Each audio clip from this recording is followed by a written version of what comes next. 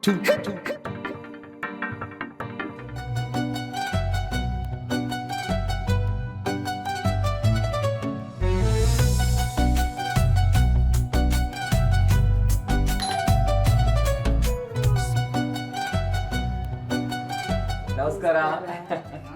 ನಮಸ್ಕಾರ. ವೀಕ್ಷಕರೇ ನಮಸ್ಕಾರ. ದೂರದರ್ಶನ ಚಂದನ ವಾಹಿನಿಯ ಸಮಸ್ತ ವೀಕ್ಷಕರಿಗೆ ಸ್ಮಾರ್ಟ್ ಸೊಸೆಯಂದಿರು ಕಾರ್ಯಕ್ರಮಕ್ಕೆ ಆತ್ಮೀಯವಾದ ಸ್ವಾಗತ. ಗಾದೆ ಮಾತು ಗೊತ್ತಲ್ವಾ? 6 ಕೊಟ್ರೆ ಅತ್ತೆ ಕಡೆ, 3 ಕೊಟ್ರೆ ಸೊಸೆ ಕಡೆ.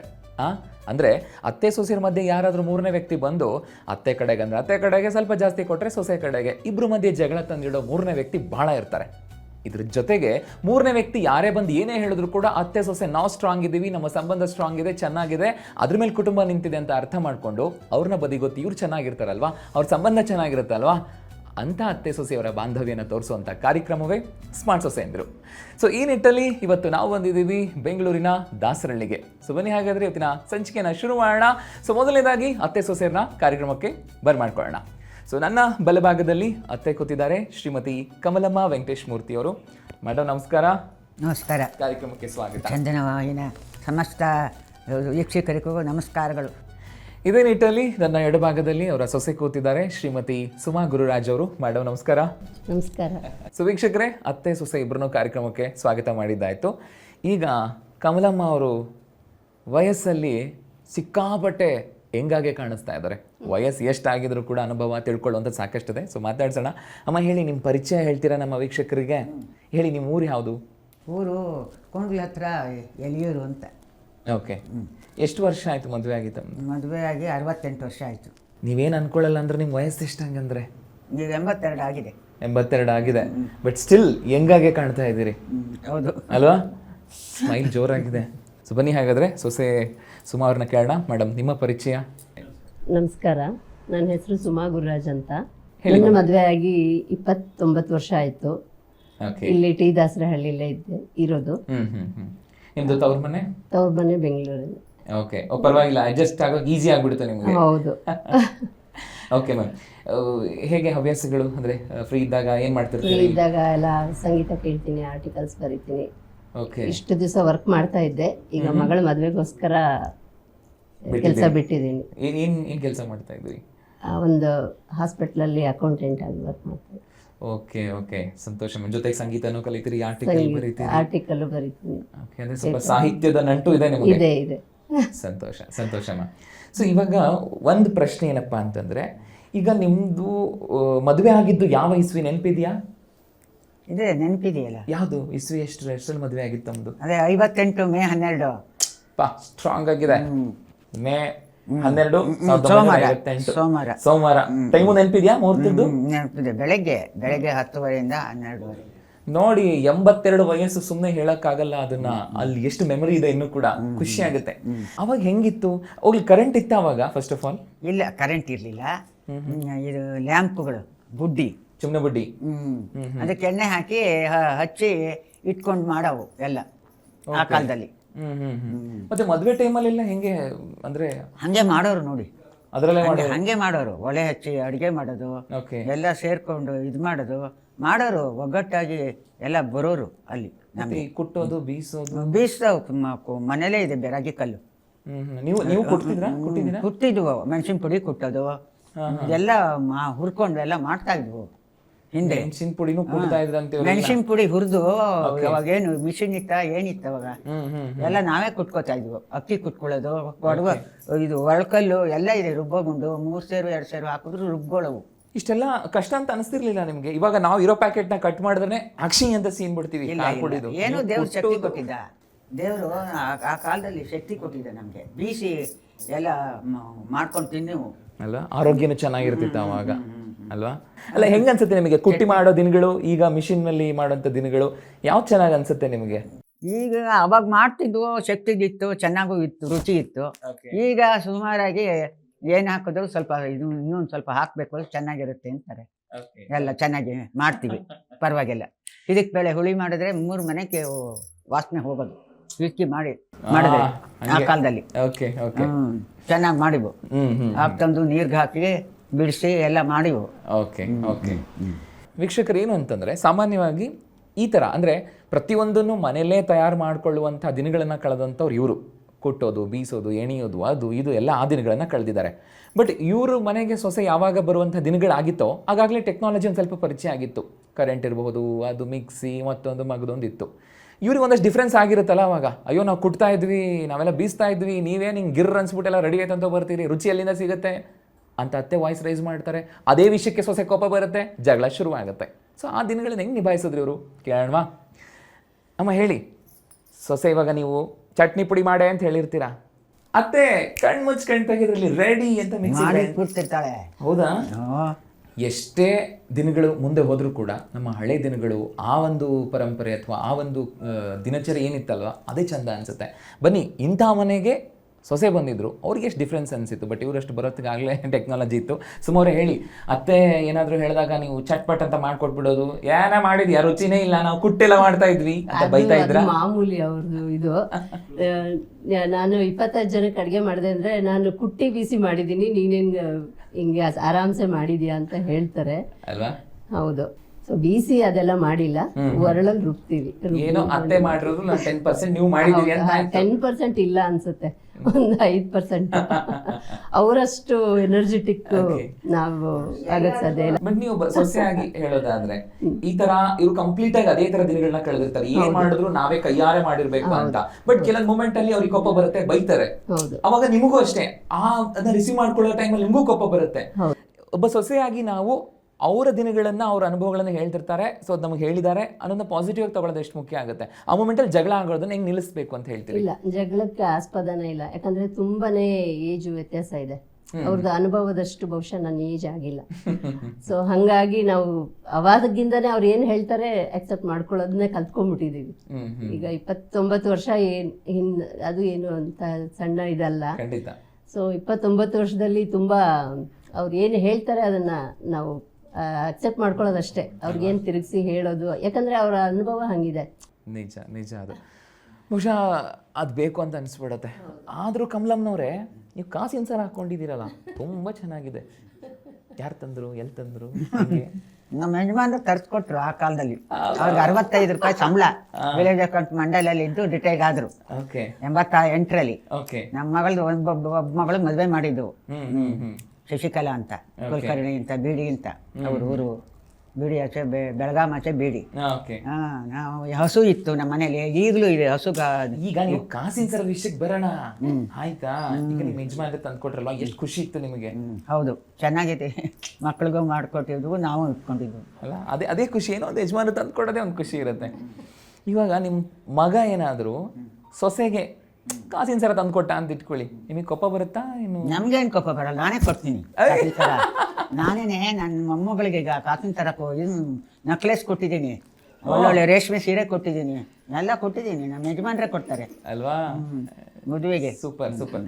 ಹೆಂಗಂತೀರಿ? ಆ ಥರ ಕೋಪ ಮಾಡ್ಕೊಳ್ಳೋದು ಸರಿನಾ? ಮಗ ಏನಾದರೂ ಸೊಸೆ ಕೊಡ್ಸಿದ್ರೆ ಕೋಪ ಮಾಡ್ಕೊಳ್ಳೋದು ಸರಿ ಅಂತೀರೋ ತಪ್ಪಂತೀರೋ? 3 ಜನ ಮಕ್ಳು, ಗಂಡು ಮಕ್ಳು ಏನು ಕೋಪ ಮಾಡ್ಕೊಳ್ಳಲ್ಲ. ನಮ್ಗೆ ಬೇಕಾದ್ ತಂದು ಕೊಡ್ತಾರೆ ಅಲ್ವಾ?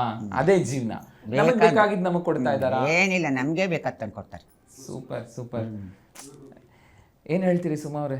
ಅತ್ತೆ ನೋಡಿ ಎಷ್ಟು ಸಪೋರ್ಟ್ ಇದ್ದಾರೆ ನಿಮಗೆ. ಯಾವತ್ತೂ ಈ ವಿಷಯಕ್ಕೆ ಬಂದಿಲ್ವಾ? ಒಂದು ಸೀರೆ ಇರಲಿ, ಒಡವೆ ಇರಲಿ, ಅಥವಾ ಎಲ್ಲಾದ್ರೂ? ಇಲ್ಲ, ಅವ್ರಿಗೆ ಇಷ್ಟ ಆದ್ರೆ ಅವರು ಉಟ್ಕೊಳ್ತಾರೆ. ಅವ್ರ ಸೀರೆ ನಾವು ಉಟ್ಕೊಳ್ತೀವಿ, ಅವ್ರ ಒಡವೆಗಳು ನಾವು ಹಾಕೊಳ್ತೀವಿ. ನಮ್ಮ ಒಡವೆ ಅವ್ರಿಗೆ ಇಷ್ಟ ಆದ್ರೆ ಅವರು ಹಾಕೋತಾರೆ ಅಂತ ಏನಂತ ಡಿಫ್ರೆನ್ಸಸ್ ಬಂದಿಲ್ಲ ಇದುವರೆಗೂ. ನಾವು ಓರ್ಗಿತ್ತಿದಿರು 3 ಜನನು ಹಂಗೆ ಇದ್ವಿ, ಹಂಗೆ ಎಲ್ಲೂ ಏನು ಡಿಫ್ರೆನ್ಸಸ್ ಇಲ್ಲ. ಓರ್ಗಿತ್ತಿದಿರು ಅನ್ನೋದಕ್ಕಿಂತ ಅಕ್ಕ ತಂಗಿದಿರ್ ತರನೇ ಇದ್ವಿ. ತುಂಬ ಸಂತೋಷ ಮ್ಯಾಮ್. ಸೊ ವೀಕ್ಷಕರೇ, ಅನ್ಸುತ್ತೆ ದೊಡ್ಡವರು ಅವರ ನಿಲುವುಗಳೇನಿದೆ ಅಲ್ವಾ, ಅವುಗಳನ್ನು ನಾವು ಅರ್ಥ ಮಾಡ್ಕೊಳ್ಳೋದಕ್ಕೆ ಒಂದು ಸೂಕ್ಷ್ಮತೆ ಬೇಕಾಗುತ್ತೆ. ಆ ಸೂಕ್ಷ್ಮತೆ ನಮ್ಮಲ್ಲಿ ಇದ್ಬಿಟ್ರೆ ಜಗಳಗಳಾಗಲಿ ಅಥವಾ ಅಂಥ ಸಂದರ್ಭಗಳಾಗಲಿ ಬರೋದೇ ಇಲ್ವೇನೋ ಅಂತ ಅನಿಸುತ್ತೆ. ಸೊ ಈ ಕಡೆ ಕಮಲಮ್ನವರು ಜೋರಾಗಿ ಮಾತಾಡ್ತಾ ಇದ್ದಾರೆ, ಅವ್ರ ಅನುಭವಗಳು ಅಷ್ಟು ಗಟ್ಟಿಯಾಗಿದೆ ಅಂತಲೂ ಗೊತ್ತಾಗ್ತದೆ. ಆ್ಯಂಡ್ ಸುಮಾ ಅವರು ಕೂಡ ಅಡ್ಜಸ್ಟ್ ಆಗಿ ಹೋಗಿದ್ದಾರೆ, ಕಲ್ತ್ಕೊಂಡಿದ್ದಾರೆ. ಇದೇ ಬೇಕಾಗುವಂಥದ್ದು ಜೀವನದಲ್ಲಿ, ಮುಖ್ಯವಾಗಿ ಅತ್ತೆ ಸೊಸೆಯರ ಮಧ್ಯೆ ಇರುವಂಥ ಸಂಬಂಧದಲ್ಲಿ. ಸೊ ನೋಡೋಣ ಮುಂದಿನ ಹಂತದಲ್ಲಿ ಆಟ ಆಡೋರಿದ್ದಾರೆ, ಸ್ಮಾರ್ಟ್ ಮೋಜಿನ ಆಟ ಹೇಗೆ ಆಡ್ತಾರೆ ನೋಡೋಣ. ಒಂದು ಪುಟ್ಟ ವಿರಾಮ ತಗೊಳ್ತೀನಿ, ಮತ್ತೆ ವಾಪಸ್ ಬರ್ತೀನಿ. ಸೊ ನೀವು ನೋಡ್ತಾ ಇದ್ದೀರಾ ಸ್ಮಾರ್ಟ್ ಸೊಸೆಯಂದಿರು.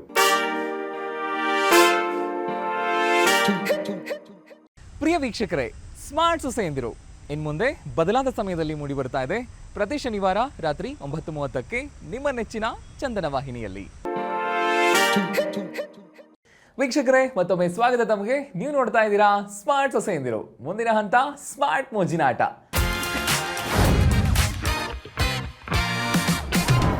ಆಟ ಆಡೋದಕ್ಕೆ ರೆಡಿ ಆಗಿದ್ದಾರೆ ಅಜ್ಜಿ ಕಮಲಮ್ನವರು. ಅಜ್ಜಿ ಅನ್ನೋಂಗೆ ಇಲ್ಲ, ಸ್ಟ್ರಾಂಗ್ ಆಗಿದ್ದಾರೆ ಅವರು. ಬೇಜಾರಾಗುತ್ತಾ ನಿಮಗೆ ಅಜ್ಜಿ ಅಂದ್ರೆ? ಏನಿಲ್ಲ. ಇಲ್ಲ ಅಲ್ವಾ? ಯಾಕಿಲ್ಲ, ನಾನು ಮೊಮ್ಮಗ ಇದ್ದಂಗೆ ಅಲ್ವಾ? ಹೌದು ಹೌದು ಹೌದು. ನಂಗೊಂದು ಚೈನ್ ಕೊಡ್ತೀರಾ ಹಂಗಂದ್ರೆ? ಅಲ್ಲ, ನಿಮ್ಮ ಮೊಮ್ಮಗಳಿಗೆ ಕೊಟ್ಟಿದ್ದೆ ಅಂದ್ರಲ್ಲ, ನಂಗೂ ಕೊಡ್ತೀರಾ ಅಂತ. ಕೊಡೋಣ ಕೊಡೋಣ, ಹೇಳಿ ಅದಕ್ಕೆ. ಓಕೆ, ಸೊ ಮೋಜಿನಾಟ ಏನು ಅಂತ ರೂಲ್ಸ್ ಹೇಳ್ತೀನಿ, ಕೇಳಿಸ್ಕೊಳ್ಳಿ. ಸೊ ವೀಕ್ಷಕರೇ, ನೀವು ನೋಡ್ತಿರ್ಬೋದು, ಇಲ್ಲಿ ಒಂದು ಬೌಲಲ್ಲಿ ಕಾಳಿದೆ, ಇನ್ನೊಂದು ಕಡೆಗೆ ತಟ್ಟೆ, ಅದರಲ್ಲಿ ಬಳೆ ಇದೆ. ಸೊ ನಾನೇನು ಮಾಡ್ತೀನಿ ಅಂತಂದರೆ, ಈ ತಟ್ಟೆನ ತಗೊಂಡು ಈ ರೀತಿಯಾಗಿ ನಾನು ನಿಮ್ಮ ತಲೆ ಮೇಲೆ ಇಡ್ತೀನಿ, ಆಯಿತಾ? ಬಳೆನ ಈ ರೀತಿ ಮೂಮೆಂಟ್ ಮಾಡಿ ಇಡ್ತೀನಿ. ನೀವು ಕಾಳನ್ನು ತಗೊಂಡು ಗೆಸ್ ಮಾಡಿ ಹಾಕಬೇಕು.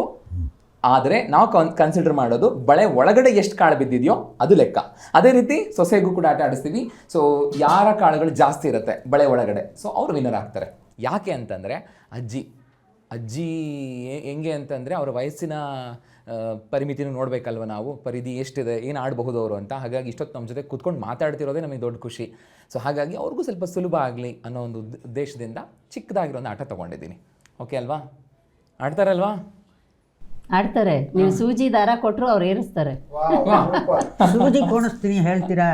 ಹೌದಾ? ಹಾಂ, ನಾನೆಲ್ಲ ಮಿಸ್ಟೇಕ್ ಆಗ್ಬಿಟ್ಟೆ ಅಂತ ಅನ್ಸುತ್ತೆ ನನಗೆ. ನೀವು ಸೂಜಿನೇ ಪೋಣಿಸ್ತೀರ, ಪಾಪ ಆಗಲ್ವೇ? ದಾರ ಕೋಣಿಸ್ತೀನಿ. ಪೂರ್ತಿ ಹರಿಕಥಾಮೃತ ಸಾರ ಪೂರ್ತಿ ಓದ್ತಾರೆ. ಸೂಜಿ ಓದ್ತೀನಿ, ಪುಸ್ತಕ ಓದ್ತೀನಿ. ನಂಗೇನು ಪೂರ್ತಿ ಹರಿಕಥಾಮೃತ ಸಾರ ಓದ್ತಾರೆ. ನಮ್ಮ ಯಜಮಾನ್ರಿಗಾಗಿದೆ, ನಂಗಾಗಿಲ್ಲ. ಸೊ ಒಟ್ಟಿನಲ್ಲಿ ನೀವು ಇಂಥ ಗೇಮಿಗೆ ರೆಡಿ ಇದ್ದಾರೆ ಅಂತ ಗೊತ್ತಿರಲಿಲ್ಲ. ನಾನು ಹೆಂಗೆ ಯೋಚನೆ ಮಾಡಿಬಿಟ್ಟಿದ್ದೆ ಅಂದರೆ, ಪಾಪ ವಯಸ್ಸಾಗಿದೆಯಲ್ಲ, ಸುಲಭವಾಗಿರೋ ತಗೊಳ್ಳೋಣ ಅಂತ ಅಂದ್ಕೊಂಡೆ. ನಾನು ಸರಿಯಾಗಿ ಯೋಚನೆ ಮಾಡಿಲ್ಲ ಅಷ್ಟೇ. ಬಟ್ ಆದರೂ ತೊಂದರೆ ಇಲ್ಲ, ಈಗ ತೊಗೊಂಡು ಬಂದಿದ್ದೀನಿ, ಆಟ ಆಡ್ಬೋದಲ್ವಾ? ಸೊ ಈಗ ನಾನು ನಿಮಗೆ ಫಸ್ಟು ಕಾಳುಗಳನ್ನು ಕೊಡ್ತೀನಿ, ತೊಗೊಳ್ಳಿ. ಬಲಗೈಯಲ್ಲಿ ತೊಗೊಳ್ಳಿ, ಎಷ್ಟಾಗುತ್ತೋ ಅಷ್ಟು ತೊಗೊಳ್ಳಿ, ಸರಿಯಾ? ಈಗ ನಾನು ನಿಮ್ಮ ತಲೆ ಮೇಲೆ 1 ನಿಮಿಷ. ಈಗ ನೀವು ಗೆಸ್ ಮಾಡಿ ಹಾಕಬೇಕು, ನೋಡೋಣ. ಕಮಲಮ್ನವ್ರು ಭಾಳ ಜಾಣರು, ಕೈನೂ ಓಡಾಡ್ಸಾಕ್ತಾ ಇದ್ದಾರೆ, ಬಳೆ ಒಳಗಡೆ ಬೀಳ್ಬೇಕು ಜಾಸ್ತಿ ಅಂತ. ಸೊ ನೋಡೋಣ ಎಷ್ಟು ಬಿದ್ದಿರ್ಬೋದು. ಎಷ್ಟೋ ಗೊತ್ತಿಲ್ಲ, ನೋಡೋಣ. ಹೌದಲ್ವಾ? ಅಯ್ಯೋ, ಇದು ಏನ್ರಿ ಇದು? ಎಲ್ಲ ಕಾಳುಗಳೆಲ್ಲ ಬಳೆ ಒಳಗಡೆನೆ ಬಿದ್ದಿದೆ.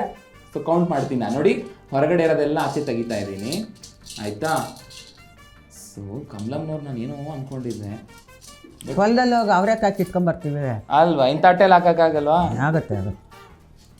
ನೋಡೋಣ ಎಷ್ಟು ಹಾಕಿದ್ದಾರೆ ಅಂತ. ಸೊ 3, 6, 9, 12, 15, 18, 21, 24, 5, ಯಪ್ಪ 30, 33, 35, 37, 39, 40, 42, 44, 46, 48, 50, 52, 54, 56, 58. ನಾನು ಬರೀ 8 ಹಾಕ್ತೀರಾ ಅಂದ್ಕೊಂಡೆ, ನೀವು 58 ಹಾಕಿದ್ದೀರಾ. ನೋಡೋಣ, ಇದು ಒಂದು ಕಡೆಗಿರಲಿ. ಮತ್ತೆ ಈ ಕಾಳುಗಳನ್ನ ನಾನು ವಾಪಸ್ ಹಾಕ್ತಿದ್ದೀನಿ ಇದೇ ಬೌಲ್ಗೆ. ಈಗ ನೋಡೋಣ ಸೊಸೆ ಹೆಂಗೆ ಆಡ್ತಾರೆ ಅಂತ. ಸೊಸೆ ಅವರೇ, ನಿಮ್ಮ ಅತ್ತೆಯವರು 58 ಕಾಳು ಹಾಕಿದ್ದಾರೆ, ನೀವು ಓಕೆನಾ? ತಗೊಳ್ಳಿ. ಆದರೂ ಅವರಷ್ಟು ಶಾರ್ಪ್ ನಾನಿಲ್ಲ ಬಿಡಿ, ಟ್ರೈ ಮಾಡಿ. ಓಕೆ, ಸೊ ಅದೇ ರೀತಿಯಾಗಿ ಡನ್. ರೆಡಿ ಅಲ್ಲ? ಓಕೆ. ಹಾಂ, ಗೆಸ್ ಮಾಡಿ. ತಟ್ಟೆಲಿ ಬೀಳ್ತಾ ಇಲ್ಲ, ನಿಮ್ಮ ತಲೆ ಬೀಳ್ತದೆ. ಎಸ್. ವೀಕ್ಷಕರೇ, ಇವಾಗ ಕಾಳು ಹಾಕಿದ್ದಾರೆ, ನೋಡೋಣ ಎಷ್ಟಿದೆ ಅಂತ. ಈ ವಿಪರ್ಯಾಸನ ನೀವೇ ನೋಡಿ. ಕಮಲಮ್ಮನವರು 58 ಹಾಕಿದ್ದಾರೆ, ಇವರು ಒಂದು 8 ಆದ್ರೂ ಬೇಡವಾ, 6 ಹಾಕಿದ್ದಾರೆ. ನಾನೇನೋ ಪ್ರಯತ್ನ ಮಾಡ್ತಾರಪ್ಪ ಗೊತ್ತಿಲ್ಲ ಅಂದ್ರೆ, ಏನೋ ಅಟ್ಲೀಸ್ಟ್ ಒಂದು 45 ಆದ್ರೂ ಹಾಕಿರ್ತಾರೆ ಅನ್ಕೊಂಡೆ. ಈ ಪಾರ್ಟಿ ಕಡಿಮೆ ತೆಗ್ದಿರ್ತಾರೆ. ಮೊದಲೇ ಹೇಳ್ದೆ ನನ್ನ ಮತ್ತೆ ಚ್ಯೂಟಿ ನಾನು ಇಲ್ಲ ಅಂತ. ನಿಮ್ಮ ಹತ್ರ ಸಿಕ್ಕಾಪಟ್ಟೆ ಶಾರ್ಪ್ ಇದೆ. ಶಾರ್ಪ್ ಇದ್ದಾರೆ. 58 6 ಸೂಪರ್. ಅತ್ತೆ ವಿನ್ ಆಗಿದ್ದಾರೆ, ಚಪ್ಪಾಳೆ ಕೊಡೋಣ. ಸೂಪರ್, ಕಮಲಮ್ಮನವರೇ ವಿನ್ ಆಗಿಬಿಟ್ಟಿದ್ದೀರಾ. ನಿಮ್ಮ ಯಜಮಾನ್ರು ಏನು ಕೆಲಸ ಮಾಡ್ತಿದ್ರು ಅಂದ್ರೆ, ನೀವು ಮದುವೆ ಆದಾಗ ಅವ್ರ ವೃತ್ತಿ ಏನು? ನಮ್ಮ ಯಜಮಾನ್ರು ಅದೇ ಶಾನ್ಭೋಗ್ರಾಗಿದ್ದರು. 75ರಲ್ಲಿ ಇವ್ರನ್ನ ವಿಲೇಜ್ ಅಕೌಂಟೆಂಟ್ ಆಗಿ ನೇಮಕ ಮಾಡಿದ್ರು. ನಿಮ್ಮ ಯಜಮಾನ್ ದೇವ್ರನ್ನ ಅವರು ಓದ್ಕೋತಾರೆ, ಎಲ್ಲ ಆದಿತ್ಯ ಪುರಾಣ ಅದು ಇದು ಎಲ್ಲ ತಗೊಂಡು ಇಟ್ಕೊಂಡಿದ್ದಾರೆ, ಓದ್ತಾರೆ ಬೇಕಾದಷ್ಟು. ಹರಿಕಥಾಮೃತ ಸಾರ ಎಲ್ಲ ಇದೆ. ಕಣ್ ಶಾರ್ಪ್ ಇದೆ. ನಿಮ್ದು ಕಣ್ ಶಾರ್ಪ್ ಇದೆ. ಕಣ್ ಶಾರ್ಪ್ ಇದೆ. ಸೂಪರ್ ಅಂದ್ರೆ ಆರೋಗ್ಯದ ಸೂಜಿನ ಪೋಣಿಸ್ತೀನಿ, ಈಗಲೇ ಬೇಕಾದ್ರೆ ಕೊಡಿ. ಸಣ್ಣದು ಇದು ಸೂಜಿ ಪೋಣಿಸ್ತೀನಿ ದಾರದಲ್ಲಿ. ಯಾಕೋ ನನಗೆ ಎಪಿಸೋಡ್ ಮುಗಿಸೋತಿಗೆ ಸೂಜಿ ದಾರ ಕೊಟ್ಟೆ ಹೋಗ್ಬೇಕು ಅಂತ ಅನಿಸ್ತಾ ಇದೆ ನನಗೆ. ಬಟ್ ನಮಗೆ ಅವ್ರ ಹುಮ್ಮಸ್ ಇದೆಯಲ್ಲ, ಅಂದರೆ ಅಷ್ಟನ್ನ ಆಕ್ಟಿವ್ ಆಗಿದ್ದೀನಿ ಅಂತ ಅವ್ರು ಪ್ರೂವ್ ಮಾಡ್ತಾ ಇದಾರಲ್ಲ, ಅದೇ ನಮಗೆ ಕೊಡುವಂಥದ್ದು. ಕಲಿಯುವಂಥದ್ದು ನಾವು ತುಂಬ ಇದೆ ಅವರಿಂದ. ಬನ್ನಿ ಇಲ್ಲಿ ಸುಮಾರು ಕೂತ್ಕೊಂಡು ನಗ್ತಾ ಇದ್ದಾರೆ. ಹೇಳಿ ಎಲ್ಲ ಮೇಡಮ್. ಕೆಲಸ ನಾನೇ ಮಾಡ್ಕೊತೀನಿ ರೀ, ಆಗುತ್ತೆ ಎಲ್ಲ ಮಾಡ್ತೀನಿ ಅಲ್ವಾ, ಶಕ್ತಿ ಇದೆ. ಸುಮಾರು ಮಾತಾಡ್ತಾರೆ ಇವಾಗ, ಆಯ್ತಾ? ಓಕೆನಾ, ಡನ್. ಸುಮಾರು ನೀವು ಹೇಳಿ, ಅತ್ತೆ ಮಾವಂದ್ರೆ ಇಷ್ಟೊಂದು ಆಕ್ಟಿವ್ ಇದ್ದಾರೆ, ಏನು ಕಲಿತಿದ್ದೀರಿ ಅವರಿಂದ ನೀವು? ಅವರಿಂದ ಜೀವನ ಉತ್ಸಾಹದಲ್ಲಿ ಇರೋದನ್ನ ಕಲ್ತ್ಕೊಳ್ತಾ ಇದ್ದೀವಿ ನಿಜವಾಗ್ಲೂ. ಈ ವಯಸ್ಸಲ್ಲೂ ನಮಗೆ ಈಗಲೇ ಸಾಕು ಸಾಕು ಅನಿಸುತ್ತೆ, ಬಟ್ ಅವ್ರನ್ನ ನೋಡುವಾಗ ನಿಜವಾಗ್ಲೂ ಅವ್ರು ನೋಡುವಾಗ ನಮಗೂ ಉತ್ಸಾಹ ಬರುತ್ತೆ. ಈಗ ನಮ್ಮ ಮಾವ ಪೂರ್ತಿ ಭೈರಪ್ಪ ಅವ್ರ ಬುಕ್ ಪೂರ್ತಿ ಓದಿದ್ದಾರೆ, 97 ವರ್ಷ. ಎಲ್ಲ ಭೈರಪ್ಪ ಅವ್ರ ಬುಕ್ಸು ಓದ್ತಾರೆ. ಇವರು ಎಲ್ಲ ಹರಿಕಥಾಮೃತ ಸಾರ ಓದ್ತಾರೆ. ಅವ್ರ ಕೆಲಸಗಳು ಅವರೇ ಮಾಡ್ಕೊಳ್ತಾರೆ. ಅವರೇ ಎಷ್ಟೋ ಜನಕ್ಕೆ ಉದಾಹರಣೆ ಆಗಿದ್ದಾರೆ, ಮಾದರಿ ಆಗಿದ್ದಾರೆ. ಆ್ಯಕ್ಚುಲಾಗಿ ಈಗಿನ ಕಾಲದಲ್ಲಿ ಏನೋ ಇಷ್ಟು ಚಿಕ್ಕ ಪುಟ್ಟದೊಂದು ಮಾಡಿಬಿಟ್ರೆ ಸಾಕಪ್ಪ ಸಾಕು ಅನ್ನೋ ಥರ ಆಗಿಬಿಡುತ್ತೆ. ಅಂಥದ್ರಲ್ಲಿ ಅವ್ರನ್ನ ನೋಡಿದ್ರೆ ನಮಗೆ ನಾವು ಏನೂ ಇಲ್ಲ ಅವ್ರ ಮುಂದೆ. ನಿಜ ನಿಜ, ಅಷ್ಟು ಆಕ್ಟಿವ್ ಆಗಿದ್ದಾರೆ. ಅದೆಷ್ಟೋ ನಿಜವಾಗ್ಲೂ ಮಾದರಿ. ಅಡುಗೆ ಮಾಡ್ಕೊತೀವಿ, ಒಂದು ಮಂಕ್ರಿ ದೇವ್ರ ಪಾತ್ರೆ ತೊಳಿತಾರೆ. ಹಿತ್ಲ ಕಡೆ ಹೋಗಿ ಸೀಮೆ ಬದನೆ ಗಿಡ ಹಾಕಿದ್ದೆ, ಒಂದು 150 ಕಾಯಿ ಬಿಟ್ಟು ಗಿಡಗಳು ಇದು ಮಾಡ್ತಾರೆ. ತೋಟ ಇದು ಎಲ್ಲ ನೋಡ್ಕೊಳ್ತಾರೆ. ತೋಟ ಮಾಡ್ಕೊಂಡಿದ್ದೀವಿ, ತೋಟ ಸೂಪರ್ ಸೂಪರ್ ಎಲ್ಲ ಮಾಡ್ತಾರೆ. ಎಲ್ಲ ತರಕಾರಿಗಳು ಬೆಳ್ಕೊಳ್ತಾರೆ ಅವರೇ, ಬದನೆ ಗಿಡ ಎಲ್ಲ ಬೆಳ್ಕೊಳ್ತಾರೆ. ಇದ್ರದ್ದು ಕನಕಾಂಬರಿ ನಮ್ಗಳಿಗೂ ಎಲ್ಲ ಸಪ್ಲೈ ಮಾಡ್ತಾರೆ. ಬಹುಶಃ ಇದು ಅನ್ಸುತ್ತೆ ಜೀವನ ಉತ್ಸಾಹ ಅಂತಿರುವಲ್ಲ, ಇದು ಹಿಂಗಿರ್ಬೇಕು. ಯಾವಾಗಲೂ ರೆಡಿ, ನಾವೆಲ್ಲದಕ್ಕೂ ರೆಡಿ ಮಾಡೋಣ, ನಮಗೋಸ್ಕರ ಬದುಕಿರುವಂಥದ್ದು. ಸ್ಮಾರ್ಟ್ ಮೋಜಿನ ಆಟ ಉದ್ದೇಶನೇ ಅದು. ಆ ಒಂದು ಹುಮ್ಮಸ್ಸು, ಆ ಒಂದು ಖುಷಿ ಯಾವಾಗಲೂ ಇರಲಿ ಅಂತ. ಸಮಯ ಸಿಕ್ಕಾಗ ನೀವೊಂದು ಚಿಕ್ಕ ಪುಟ್ಟ ಆಟ ಆಡಿ. ಅತ್ತೆ ಸೊಸೆ ಆಗಿರ್ಬೋದು, ಮನೇಲಿ ಯಾರೇ ಇರಬಹುದು, ಸಂಬಂಧ ಗಟ್ಟಿ ಮಾಡುತ್ತೆ, ಖುಷಿಯಾಗಿರಿಸುತ್ತೆ. ಇದು ಸ್ಮಾರ್ಟ್ ಮೋಜಿನ ಆಟ ಆಯಿತು. ಮುಂದಿನ ಹಂತದಲ್ಲಿ ಸ್ಮಾರ್ಟ್ ಸಿಂಗಿಂಗ್, ಅದಕ್ಕೂ ರೆಡಿ ಆಗಿದ್ದಾರೆ ಅತ್ತೆ ಸೊಸೆ. ಸೊ ಚಿಕ್ಕ ವಿರಾಮ ತಗೊಳ್ತೀನಿ, ಮತ್ತೆ ವಾಪಸ್ ಬರ್ತೀನಿ. ನೋಡ್ತಾ ಇರಿ ಸ್ಮಾರ್ಟ್ ಸೊಸೆ ಎಂದಿರು.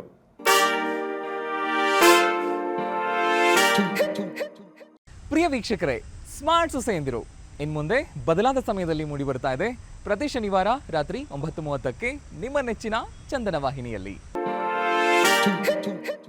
ವೀಕ್ಷಕರೇ, ಮತ್ತೊಮ್ಮೆ ಸ್ವಾಗತ ತಮಗೆ. ನೀವು ನೋಡ್ತಾ ಇದ್ದೀರಾ ಸ್ಮಾರ್ಟ್ ಸೊಸೆ ಎಂದಿರು.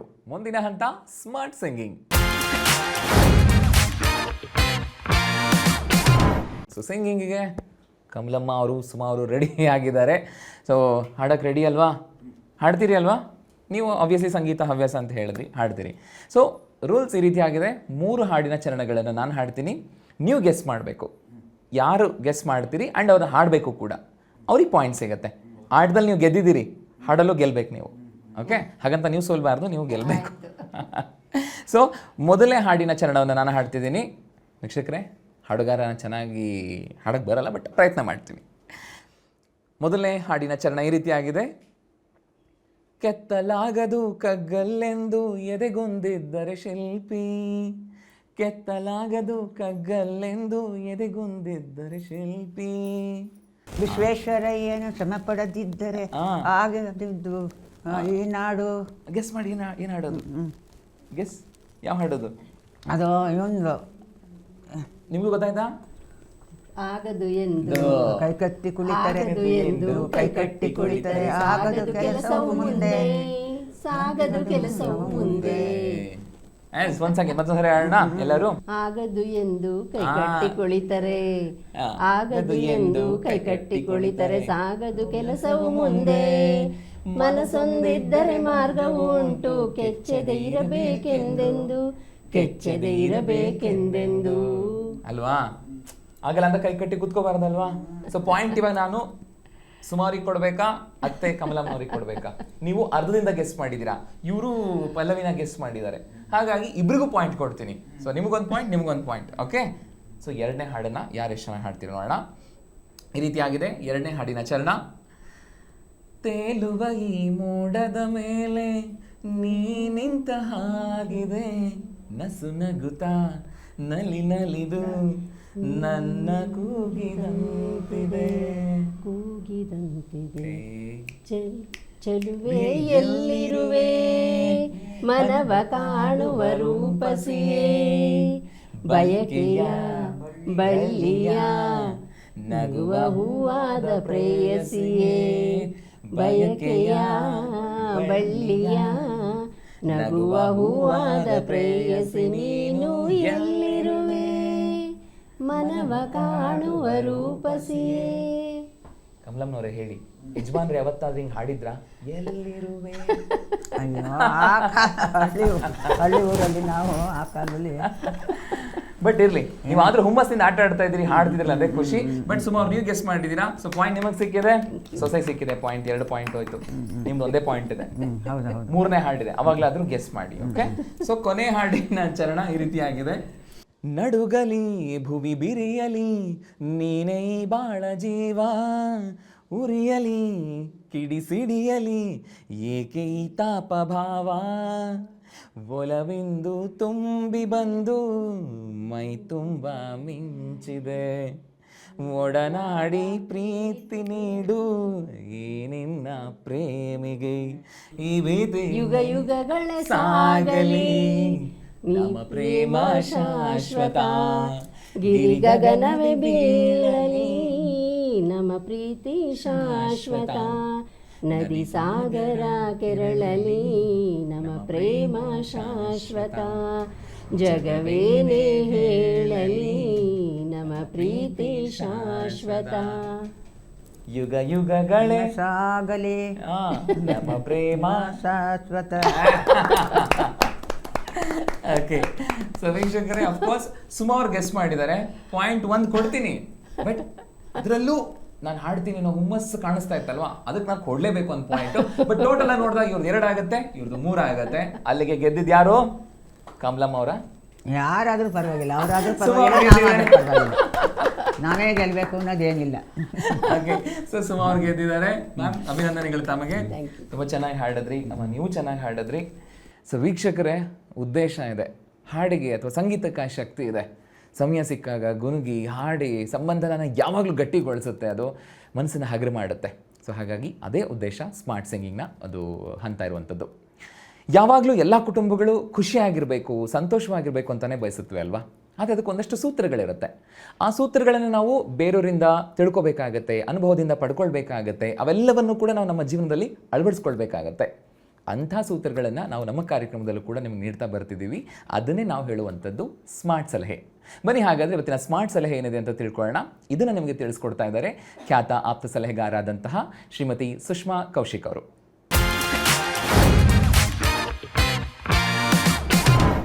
ಸ್ಮಾರ್ಟ್ ಸೊಸೆಯಂದ್ರಿಗೆ ಒಂದು ಸಣ್ಣ ಸಲಹೆ. ಎಷ್ಟೋ ಬಾರಿ ಈ ಜಗಳಗಳು ತುಂಬ ಉದ್ವೇಗಕ್ಕೆ ಹೋಗುತ್ತೆ ಅಲ್ವಾ. ಆದರೆ ನಾವು ಒಂದನ್ನು ಯೋಚನೆ ಮಾಡಬೇಕು. ಜಗಳವಾದಾಗ ಜಗಳದ ವಿಷಯದ ಬದಲು ನಾವು ಹೇಗೆ ಅದನ್ನು ಯಾವ ಟೋನಲ್ಲಿ ಮಾತಾಡ್ತೀವಿ ಅನ್ನೋದು ಮುಖ್ಯವಾಗುತ್ತೆ. ಸೊ ಆ ಕಂಟೆಂಟು, ಆ ಟೋನು ಮತ್ತು ನಾವೇನಂತ ಹೇಳ್ತೀವಿ ಮುಖದ ಲಕ್ಷಣಗಳು, ಇದೆಲ್ಲ ತುಂಬ ಬದಲಾಗ್ತಾ ಹೋಗುತ್ತೆ. ಸೊ ಅದನ್ನು ನಾವು ಆಲೋಚಿಸಬೇಕು. ಜಗಳದ ವಿಷಯ ಏನಿದೆಯೋ ಅದರ ಬಗ್ಗೆ ಮಾತ್ರ ಮಾತಾಡಬೇಕೇ ಹೊರತು ಹಿಂದೆ ನಡೆದಿತ್ತು, 10 ವರ್ಷದ ಹಿಂದೆ ಮಾತಾಡಿದ್ದು ಹಾಗೂ ಇನ್ಯಾವತ್ತೋ ಮಾತಾಡಿದ್ದು, ಇದನ್ನೆಲ್ಲ ಮಾತಾಡೋಕ್ಕೆ ಹೋಗಬಾರ್ದು. ಹಾಗೆಯೇ ನಾವು ಮಾತಾಡುವಾಗ ಏನು ಮಾತಾಡ್ತಾ ಇದ್ದೀವಿ ಅನ್ನೋದ್ರ ಬಗ್ಗೆ ಗಮನ ಕೊಡಬೇಕಾಗತ್ತೆ. ಹಲವಾರು ಬಾರಿ ನಾವು ವಿಷಯವನ್ನು ಬಿಟ್ಟು ಬೇರೆ ಯಾವುದೋ ವಿಷಯಗಳ ಬಗ್ಗೆ ಮಾತಾಡ್ತಾ ಹೋಗ್ತೀವಿ, ಅಥವಾ ಒಬ್ಬರು ಕ್ಯಾರೆಕ್ಟರ್ ಬಗ್ಗೆ ಮಾತಾಡೋಕ್ಕೆ ಹೋಗ್ತೀವಿ. ಸೊ ಇದರಿಂದ ಏನಾಗುತ್ತೆ, ಸಂಬಂಧಗಳು ಹಾಳಾಗತ್ತೆ ಅಲ್ವಾ. ಸೊ ಒಂದು 5 ನಿಮಿಷ ಸಮಾಧಾನವಾಗಿ ಕೂತ್ಕೊಂಡು ಯೋಚನೆ ಮಾಡಿ, ನಾನು ಏನು ಮಾತಾಡ್ತಾ ಇದ್ದೀನಿ, ಹೇಗೆ ಮಾತಾಡ್ತಾ ಇದ್ದೀನಿ, ನಾನು ವಿಷಯದ ಬಗ್ಗೆ ಮಾತಾಡ್ತಾ ಇದ್ದೀನಾ ಅಥವಾ ಆ ವ್ಯಕ್ತಿಯ ಬಗ್ಗೆ ಮಾತಾಡ್ತಾ ಇದ್ದೀನಾ ಅಂತ ಆಲೋಚನೆ ಮಾಡಬೇಕಾಗತ್ತೆ. ಈ ಥರ ಮಾತಾಡಿದಾಗ, ಈ ಥರ ಆಲೋಚನೆ ಮಾಡಿದಾಗ ನಾವು ಮಾತಾಡೋ ವಿಷಯದ ಬಗ್ಗೆ ನಮಗೆ ಒಂದು ಸ್ಪಷ್ಟತೆ ಇರುತ್ತೆ. ಸೊ ಹಾಗಾಗಿ ಜಗಳ ಆಡೋವಾಗ ಸಮಾಧಾನವಾಗಿ ಬೇರೆಯವರು ಹೇಳೋದನ್ನು ಕೇಳಿಸ್ಕೊಂಡು ನಾವು ನಮ್ಮ ಮನಸ್ಥಿತಿಯನ್ನು ಒಂದು ಹತೋಟಿಯಲ್ಲಿ ಇಟ್ಕೊಂಡು ಮಾತಾಡಬೇಕಾಗತ್ತೆ. ಹಾಗೂ ಮಾತಾಡೋ ಮಾತುಗಳನ್ನು ಸಹ ಒಂದು ರೀತಿ ನಾವು ಏನು ಮಾತಾಡ್ತಾ ಇದ್ದೀವಿ ಅಂತ ಆಲೋಚನೆ ಮಾಡಬೇಕಾಗತ್ತೆ. ವೀಕ್ಷಕರೇ, ನೋಡಿದ್ರಿ ಅಲ್ವಾ ಸ್ಮಾರ್ಟ್ ಸಲಹೆ. ಅದನ್ನು ತಿಳ್ಕೊಳ್ಳೋಣ, ಜೊತೆಗೆ ಅಳವಡಿಸ್ಕೊಳ್ಳೋಣ. ಬನ್ನಿ, ಕಾರ್ಯಕ್ರಮದಲ್ಲಿ ಭಾಗವಹಿಸಿ ಕಮಲಮ್ಮನವರು ಮಾತು, ಅನುಭವ ಇನ್ನು ಕೇಳ್ತಾ ಹೋದರೆ ಕೇಳ್ತಾನೆ ಇರಬೇಕು ಅನ್ಸತ್ತಲ್ವಾ. ಸೊ ಕಾರ್ಯಕ್ರಮದಲ್ಲಿ ಭಾಗವಹಿಸಿ ಅವ್ರಿಗೆ ಏನಿಸ್ತು ಕೇಳೋಣ. ಹೇಳಿಮ್ಮ, ಕಾರ್ಯಕ್ರಮದಲ್ಲಿ ಭಾಗವಹಿಸಿದ್ದು ಹೇಗೆ ಅನಿಸ್ತು ನಿಮಗೆ? ತುಂಬ ಚೆನ್ನಾಗಿ ಹಾಡು ಮೂಡ್ ಬಂತು. ಚಂದನ ಇದರಲ್ಲಿ ಓಕೆ ಇನ್ನೊಂದು ಸತಿ ಇದೆಲ್ಲ ಆಗಲಿ ಅಂತ ನಮ್ಗೆ ಹಾರೈಸ್ತೀವಿ. ಓಕೆ ತುಂಬ ಚೆನ್ನಾಗಿ ಚಂದನ ವಾಹಿನಿ ಇದು ಶಾರ್ಟ್ ಸತ್ಯಂದಿರು ಎಲ್ಲ ಚೆನ್ನಾಗಿ ಬರ್ತಾ ಇದೆ. ಮುಂದೇನು ಅವರು ಇರೋರು ಚೆನ್ನಾಗಿ ಇದೇ ಥರ ಇರಲಿ ಅಂತ ಹಾರೈಸ್ತೀನಿ. ಸಂತೋಷ ಸಂತೋಷ ಮ್ಯಾಮ್. ಏನಂತೀರಿ ಅತ್ತೆ ಸೊಸೆ ಸಂಬಂಧದ ಮೇಲೇನೆ ಇದೆ ಕಾರ್ಯಕ್ರಮ, ಆ ಕಾನ್ಸೆಪ್ಟ್ ಬಗ್ಗೆ ಏನನ್ಸುತ್ತೆ ನಿಮ್ಗೆ? ಎಲ್ಲ ಚೆನ್ನಾಗಿ ಇವಾಗ ಬರ್ತಾ ಇದೆ, ಅದನ್ನು ನೋಡಿ ನಮಗಿನ್ನೂ ಖುಷಿ ಆಗ್ತಾ ಇದೆ. ಸಂತೋಷ. ಸೊ ಬನ್ನಿ ಹಾಗಿದ್ರೆ ಸೊಸೆ ಸುಮಾ ಅವ್ರನ್ನ ಕೇಳೋಣ. ಮೇಡಮ್ ಹೇಳಿ ನಿಮ್ಮ ಅನಿಸಿಕೆ.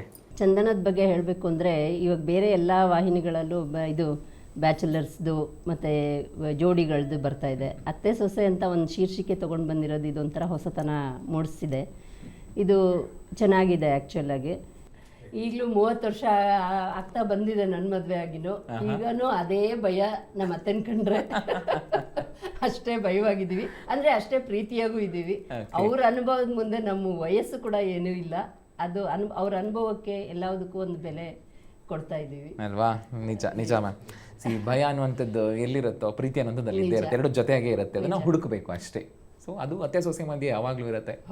ಬಟ್ ಖುಷಿ ಆಯಿತು. ಬನ್ನಿ ಹಾಗಿದ್ರೆ ಅತ್ತೆ ಸೊಸೆ ಇಬ್ಬರನ್ನು ಕೂಡ ನಾವು ಅಭಿನಂದಿಸುವಂತಹ ಸಮಯ. ದೂರದರ್ಶನ ಚಂದನ ವಾಹಿನಿಯ ಪರವಾಗಿ ಹಾಗೆಯೇ ಸ್ಮಾರ್ಟ್ ಸೊಸೆಂದರು ಕಾರ್ಯಕ್ರಮದ ಪರವಾಗಿ ಅಭಿನಂದನಾ ಪತ್ರ ಕೊಡೋದ್ರ ಮೂಲಕ ಅವರನ್ನು ಅಭಿನಂದಿಸೋಣ. ಮೊದಲನೇದಾಗಿ ಶ್ರೀಮತಿ ಕಮಲಮ್ಮ ವೆಂಕಟೇಶ್ ಮೂರ್ತಿ ಅವರು. ಮೇಡಮ್, ಧನ್ಯವಾದಗಳು ತಮಗೆ ಕಾರ್ಯಕ್ರಮದಲ್ಲಿ ಭಾಗವಹಿಸಿದ್ದಕ್ಕೆ. ಅದೇ ರೀತಿ ಸೊಸೆ ಶ್ರೀಮತಿ ಸುಮಾ ಗುರುರಾಜ್ ಅವರು. ಮೇಡಮ್, ಧನ್ಯವಾದಗಳು ತಮಗೆ. ಸೊ ವೀಕ್ಷಕರೇ, ನೋಡಿದ್ರಿ ಅಲ್ವಾ, ಇದೇ ಜೀವನ ಅನ್ನುವಂಥದ್ದು. ಹೇಗೆಲ್ಲ ಇರುತ್ತೆ, ಇಷ್ಟೇ ಇರುವಂಥದ್ದು. ಈ ಅತ್ತೆ ಸೊಸೆರ ಮಧ್ಯೆ ಮನಸ್ತಾಪಗಳು ಬರುತ್ತಲ್ಲ, ಇದಕ್ಕೊಂದು ಉದಾಹರಣೆ ಏನು ಗೊತ್ತಾ? ಕುಂಬಾರ ಒಂದು ಮಡಿಕೆ ಮಾಡಬೇಕಂದ್ರೂ ಕೂಡ ಮಣ್ಣನ್ನು ನೀರಿಗೆ ಹಾಕಿ ಒಂದಷ್ಟೆಲ್ಲನೂ ಮಿಕ್ಸ್ ಮಾಡಿ ಹದ ಮಾಡೋವಂಥ ಸಮಯನ ಕಾಯ್ತಾನೆ. ಹದ ಬಂದ ಮೇಲೆ ಮಡಿಕೆ ಮಾಡೋಕ್ಕೆ ಶುರು ಮಾಡ್ತಾನಲ್ವಾ? ಅಷ್ಟೇ ಅತ್ತೆ ಸೊಸೆರ ಮಧ್ಯೆ ಏನೇ ಭಿನ್ನಾಭಿಪ್ರಾಯಗಳು ಬಂದರೂ ಸ್ವಲ್ಪ ಸಾವಧಾನವಾಗಿ ನಾವು ಸುಧಾರಿಸ್ಕೊಂಡ್ಬಿಡೋಣ, ಸಮಯ ಕೊಡಿ, ಮತ್ತೆ ಹದಗೊಳ್ಳುತ್ತೆ ಮನಸ್ಸು, ಮತ್ತೆ ಸಂಬಂಧ ಮುಂದುವರಿಯುತ್ತೆ. ಇದೇ ಬೇಕಾಗುವಂಥದ್ದು. ಸೊ ನೀವು ನೋಡ್ತಾ ನೋಡ್ತಾ ಕಾರ್ಯಕ್ರಮದಲ್ಲಿ ನಾವು ಭಾಗವಹಿಸಬೇಕು ಅಂತ ಅನಿಸ್ತಾ ಇದೆಯಾ? ಅಗತ್ಯವಾಗಿ ಭಾಗವಹಿಸಬಹುದು. ಆದರೆ ಈ ವಿವರಗಳನ್ನು ಕೇಳಿ. ನೀವು ಇವುಗಳನ್ನ ಅಂದರೆ ನಾವೇನು ಕೇಳ್ತೀವೋ ಅವುಗಳನ್ನು ನೀಟಾಗಿ ನಮಗೆ ನೀವು ತಲುಪಿಸಿದ್ರೆ ಖಂಡಿತ ನಮ್ಮ ತಂಡ ನಿಮ್ಮನ್ನು ಸಂಪರ್ಕಿಸುತ್ತೆ. ಏನೇನು? ಮೊದಲನೇದಾಗಿ ನಿಮ್ಮ ಮತ್ತು ನಿಮ್ಮ ಅತ್ತೆಯವರ ಹೆಸರು, ಊರು, ದೂರವಾಣಿ ಸಂಖ್ಯೆ ಮತ್ತು ವಿಳಾಸ, ಜೊತೆಗೆ ನಿಮ್ಮ ವಿದ್ಯಾಭ್ಯಾಸ ಏನಾಗಿದೆ, ಹಾಗೆಯೇ ಹವ್ಯಾಸಗಳೇನಿದೆ, ಇದೆಲ್ಲವನ್ನೂ ಕೂಡ ಸಂಕ್ಷಿಪ್ತವಾಗಿ ನಮಗೆ ಬರೆದು ಕಳಿಸ್ಬೇಕಾಗತ್ತೆ. ಇದರ ಜೊತೆಗೆ ಇತ್ತೀಚೆಗೆ ನೀವಿಬ್ಬರು ಒಟ್ಟಿಗೆ ನಿಂತ್ಕೊಂಡು ತೆಗೆಸ್ಕೊಂಡಿರುವಂಥ ಒಂದು ಭಾವಚಿತ್ರ ಏನಿದೆ ಅದನ್ನು ಕೂಡ ಕಳಿಸ್ಬೇಕಾಗತ್ತೆ. ಇವಿಷ್ಟು ವಿವರಗಳನ್ನು ನೀವು ನಮಗೆ ಮೇಲ್ ಮೂಲಕನೂ ಕಳಿಸಬಹುದು ಅಥವಾ ಪತ್ರದ ಮೂಲಕನೂ ಕಳಿಸಬಹುದು. ಒಂದು ವೇಳೆ ನೀವು ಪತ್ರದ ಮೂಲಕ ಕಳಿಸ್ತೀರಿ ಅಂತಾದರೆ ನಮ್ಮ ವಿಳಾಸ ಈ ರೀತಿಯಾಗಿದೆ. ನಿರ್ಮಾಪಕರು ಸ್ಮಾರ್ಟ್ ಸೊಸೆಂದಿರು ಕಾರ್ಯಕ್ರಮ, ದೂರದರ್ಶನ ಕೇಂದ್ರ, ಜೆಸಿ ನಗರ, ಬೆಂಗಳೂರು 560006. ಅಥವಾ ಇಮೇಲ್ ಮೂಲಕ ನೀವು ಕಳಿಸ್ತೀರಿ ಅಂತಾದರೆ ನಮ್ಮ ಇಮೇಲ್ ID ಈ ರೀತಿಯಾಗಿದೆ, dd.smartsoseyandiru@gmail.com. ಹಾಗಿದ್ರೆ ಮುಂದಿನ ಸಂಚಿಕೆಯಲ್ಲಿ ಮತ್ತಷ್ಟು ಬೆಸುಗೆಯ ಮಾತುಗಳು, ಸಂಬಂಧದ ಮಹತ್ವ, ಜೀವನದ ಮೌಲ್ಯಗಳು, ಜೊತೆಗೆ ಮನೋರಂಜನೆ ಇವೆಲ್ಲವನ್ನು ಹೊತ್ತು ತಗೊಂಡು ಬರ್ತೀವಿ. ಸೊ ಇದನ್ನು ಹೇಳ್ತಾ ಅದನ್ನ ಕಾರ್ಯಕ್ರಮವನ್ನು ಮುಗಿಸ್ತಾ ಇದ್ದೀವಿ. ಇದು ಸ್ಮಾರ್ಟ್ ಸೊಸೆಯಂದಿರು. ನಮಸ್ಕಾರ.